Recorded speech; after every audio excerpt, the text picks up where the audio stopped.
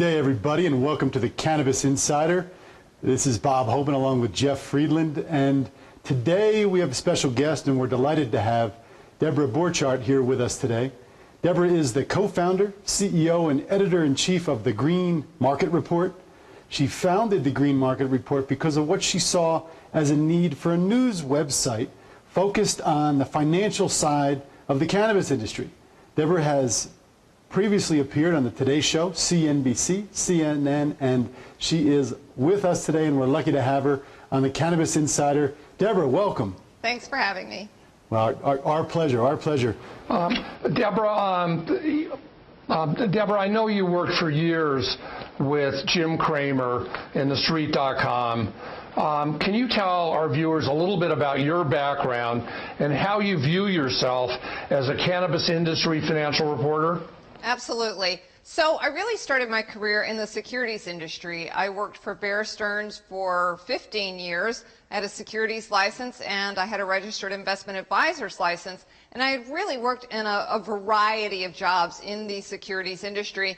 And I really got to a point where I had kind of burned out, as a lot of people could understand if you've worked in the securities industry for a long time. And I really felt like I had done everything that I wanted to do in that business. And so I left and got my master's degree in business and economic reporting from New York University. And following that, I went to work at The Street, and I worked alongside with Jim for many years. I absolutely loved working with Jim. He is a super person. And during my time at The Street, I started to see a lot of movement in marijuana stocks. I saw just extreme moves to the upside, and it got me really interested in looking at these companies. And what I saw really was disturbing, because I found some of these companies were so shady and so dodgy, and some of the numbers, I'm looking at the balance sheets and I'm thinking, this does not look right. And so I felt that as a financial journalist, it was really important to expose some of these companies so that investors would know what they were getting into. Because what was out there were a lot of sponsor content for some of these companies. So an investor really didn't know that maybe that company had paid for that positive, glowing story about them. And that's really what got me involved in reporting on cannabis stocks. Well, that's a good background, and you know, some of the groups that we see out there, they also don't provide the entire context for potential investments in this industry. So Green Market Report is a critical thing. Now, Green Market Report, by the way, can be found online at www.greenmarketreport.com. Debra, what is Green Market Report, and what is its Marijuana Minute? So Green Market Report really came to fruition because as I was freelancing and covering cannabis stocks, I did see some sites out there that were doing some financial coverage on cannabis stocks. But I also felt that there were issues. There were companies that were doing a lot of sponsor content, which is okay. Listen, that's how a lot of media has to go to pay the bills. It's very difficult to make money in media these days. And so I'm not judging, but I didn't want to do that. And then I also felt that there were some areas covering financial news in cannabis, but they were also trying to sell you a stock tip or trying to get you to invest in their portfolio. So there was an angle there. And I really felt that there was a need for a financial website on cannabis news that wasn't trying to sell you a stock tip, that wasn't maybe showing sponsor content and not really in a way that investors knew exactly what it was. So I felt that there was definitely an opportunity to build a website of this sort, and I kind of call it the CNBC of cannabis. And so that's where Green Market Report was born. I have a business partner, Cynthia Zellerizade, on the West Coast, and she is helping me with this effort. And Marijuana Money is a little video clip that I do every week, just recapping the financial news in the cannabis industry. And I felt that, again, it was something that I wanted to do where I took the standard business reporting format and applied it to cannabis, giving it the legitimacy that I felt it deserved. That's actually fascinating. Deborah, as Green Market Report evolves, can you tell us about your plans for it, including obviously the revenue side, advertising, reports, events, e-commerce side for reports, etc.? Right. So, of course, like most digital news sites, we will sell advertising.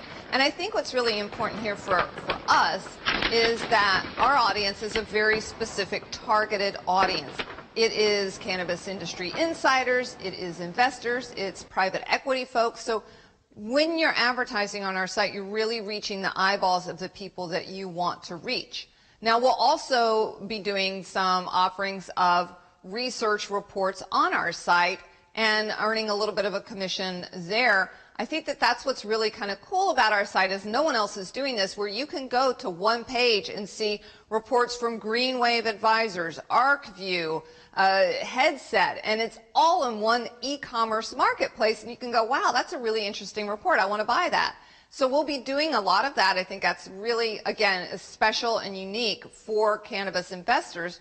And then we'll be looking at doing some events, probably 2 a year, looking at doing our first one in the spring. And again, since we're this Switzerland of financial news for cannabis, I think that we can do a conference where we can bring in all these different players so that they're not going to maybe a competitor's conference. They're going to this neutral conference where everyone can come and play in the same sandbox.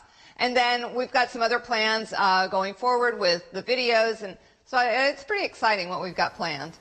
Although I have to tell you, Deborah, I've seen many of your videos, and you make me nervous standing on the corner in Manhattan there with those cars running by very quickly. But that's neither here nor there. Since the election in November, the tipping point, if you will, quote unquote, our law firm, we've seen a lot of activity through our clients and investors to the tune of hundreds of millions of dollars in brand new private equity funds. Now, what you've indicated both on your website and to us before we began filming this morning is that some private equity funds had indicated to you that since Donald Trump's inauguration, that many investors are actually retreating from the cannabis industry. Where do we stand today as you see it? Have investors remained cautious, or is money beginning to flow back into the industry, or is it too soon to tell? Well, you're absolutely right. Following the election, people got really nervous. They were like, I don't think I want to do this anymore. And a lot of the private equity guys said that their investors started to pull back or were very clear that they only wanted to be in an ancillary business. Now I think that here we are about a year later.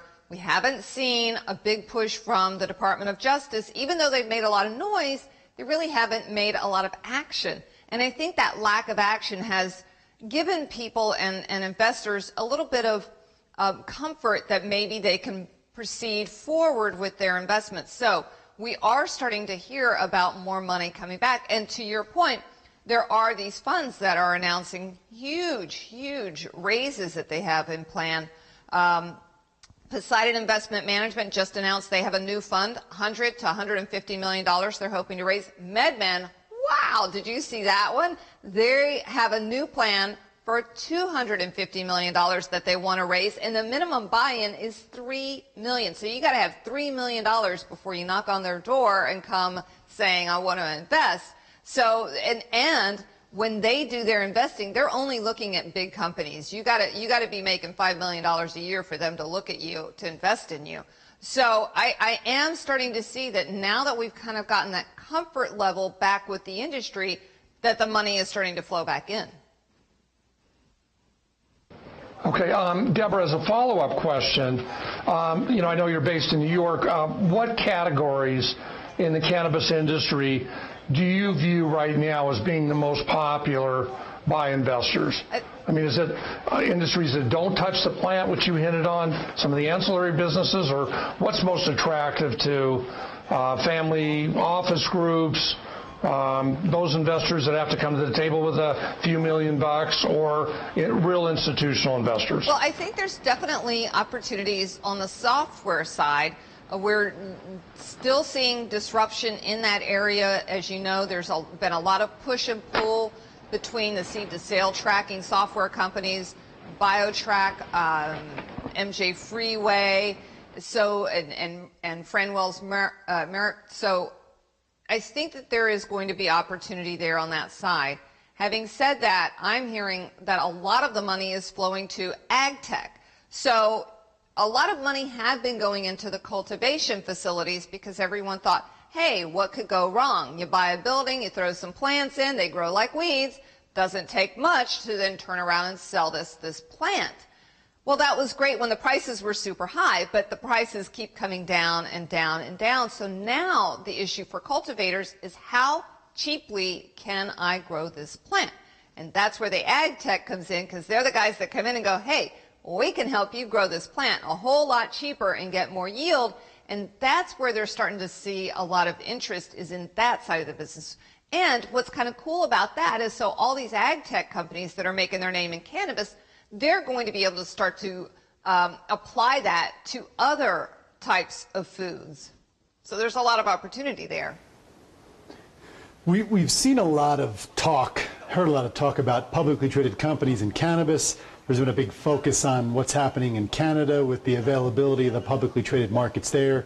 Recently there was admonitions from the Canadian government about the holdings, the percentage of holdings as it relates to pubcos in Canada. That's shaken some things up. But I guess my point is, there's been a lot of talk about publicly traded companies, and recently some high-profile publicly traded cannabis companies have stumbled and have not delivered on what they promised.